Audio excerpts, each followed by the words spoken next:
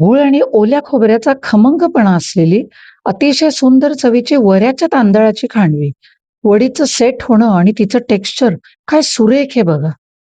श्रावणातले उपास, नैवेद्य यासाठी वऱ्याच्या तांदळाची अतिशय सात्विक आणि खमंग खांडवी. 3-4 चमचे साजूक तुपात 1 वाटी वऱ्याचे तांदूळ छान सुवास जाणेल इथपर्यंत भाजून घ्यायचे.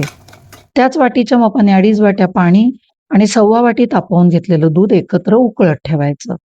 5 ते 7 मिनिटांनी हे वऱ्याचे तांदूळ भाजले गेले, की त्यावर काळजीपूर्वक हे उकळतं मिश्रण सगळं एकत्र करून अर्धी ते पाऊण वाटी ओलं खोबरं यात घालायचं. छान मिक्स करायचं आणि प्रेशर पॅनच्या 3 शिट्ट्या करायच्या. 3 शिट्ट्यांमध्ये वऱ्याचे तांदूळ अगदी परफेक्ट शिजतात. इथे आपला गॅस बंद आहे.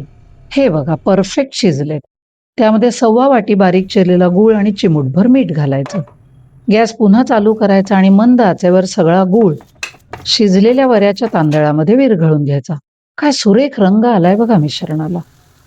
वेलची पूड घालायची आणि सगळं एकत्र करून हा असा गोळा झाला, की तूप लावलेल्या ताटात हे मिश्रण वाटीने किंवा चमच्याने सगळं एकच समान करायचं, थोडी जाडी ठेवायची. वरून ओलं खोबरं घालून ते सुद्धा असं सेट करायचं. 15 ते 20 मिनिटानंतरच या वड्या कापायच्या. किती सहज खांडवी तयार झालीये बघा. तुपाबरोबर ह्याची चव एकदम सुपर. नक्की करून बघा.